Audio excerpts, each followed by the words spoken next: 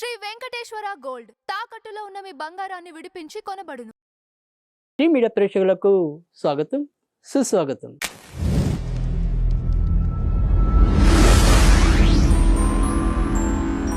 దినదర్శిని కార్యక్రమంలో 24వ తారీఖు జూలై గురువారం సూర్యోదయం 5:56 సూర్య అస్తమయం సాయంకాలం 6:48 ఇక అమావాస్య మధ్యాహ్నం 12:40 వరకు.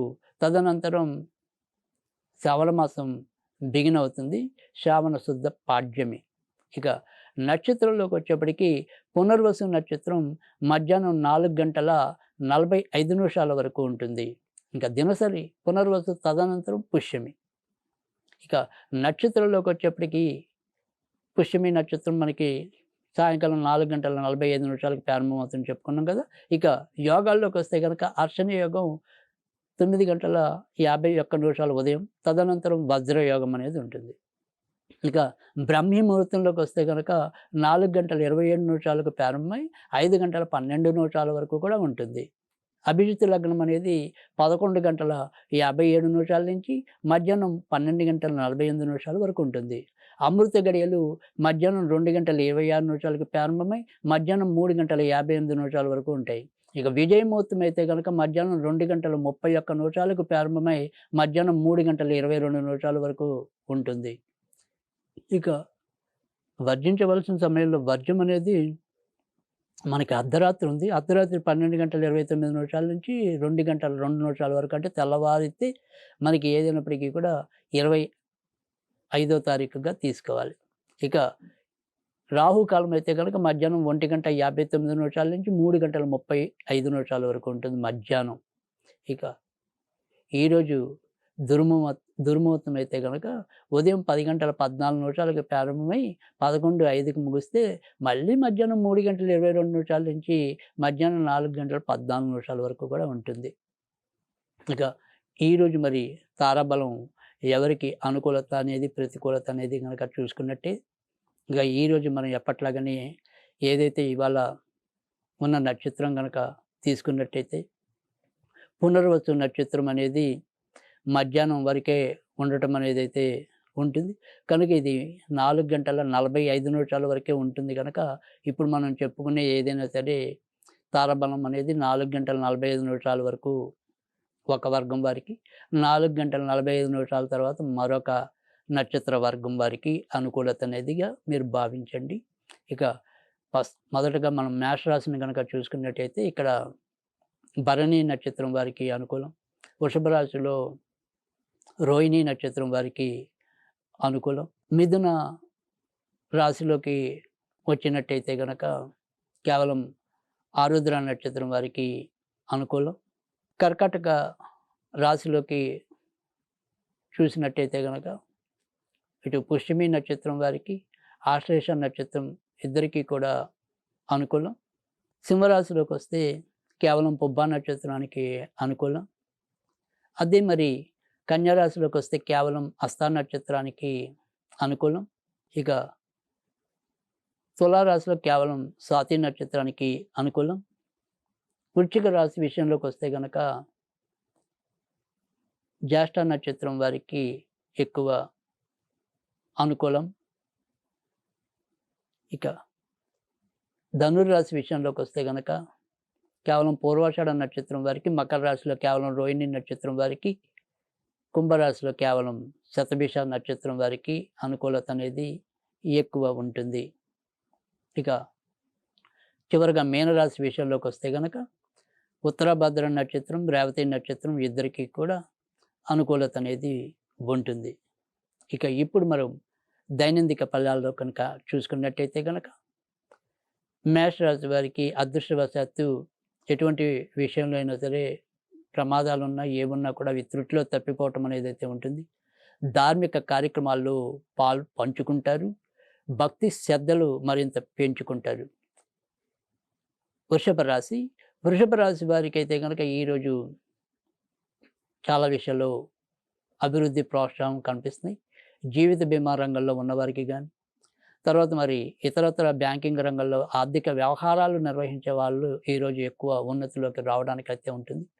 కానీ విడిగా మనం వ్యక్తిగతంగా మాత్రం ధనం ఖర్చు పెట్టే విషయాల్లో కొంతవరకు జాగ్రత్త తీసుకోవాలి. నోటికి సంబంధించిన విషయాల్లో కొంతవరకు అనారోగ్యం రావచ్చు.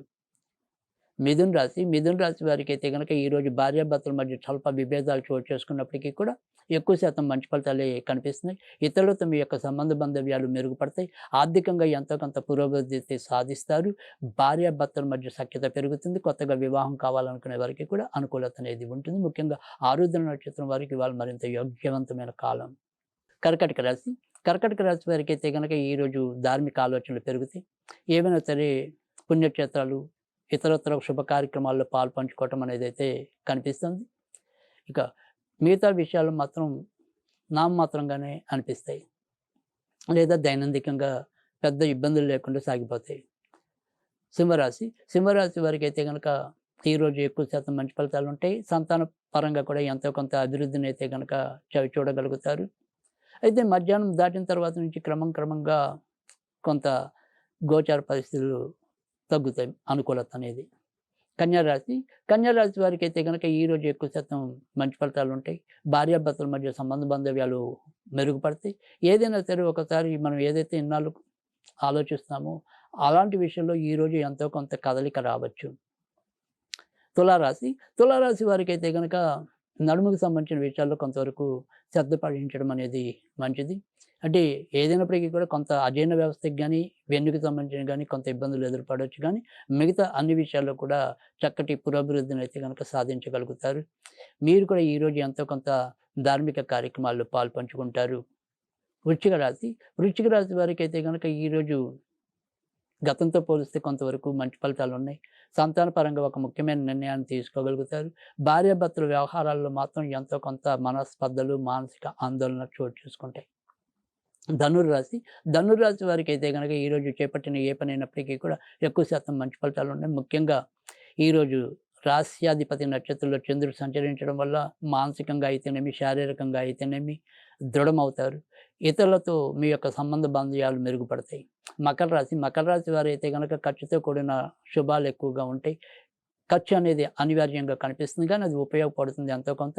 అయితే ఇరుగు పొరుగు వారితో కానీ, కొంతవరకు ఇతరులతో కానీ మీ యొక్క సంబంధ బాంధవ్యాల విషయంలో జాగ్రత్త వహించండి.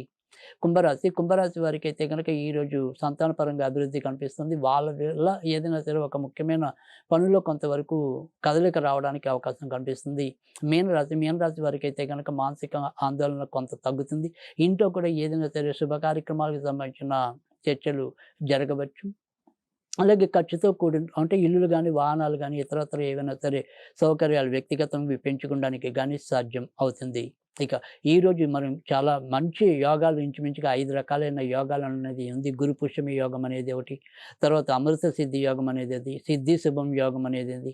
ఇలా రకరకాల యోగాలతో కలిసి రావటం అనేది ఉంది. అలాగే ఇదే రోజు అమావాస్య ఉంది, అనవాదాన అనేది కూడా ఉంది.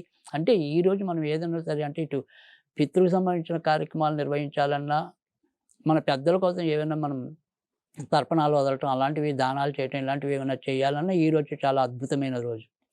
అదే రకంగా ఈరోజు మనం ఏదైనా సరే వివిధ జపాలు, సాధనలు లేదా ఇతరత్ర కొత్త నిర్ణయాలు, కొత్త వాటికి అంకురార్పం, శ్రీకారం చుట్టడం, ఇలాంటి వాటన్నిటికీ కూడా ఈరోజు అంటే ఇటు శుభాలకి, తర్వాత మనం ఏదైనా సరే పితృ సంబంధించిన కార్యక్రమాలకి రెండిటికి కూడా చాలా అద్భుతమైన కాలంగా ఈరోజు చెప్పుకోవాల్సి ఉంటుంది.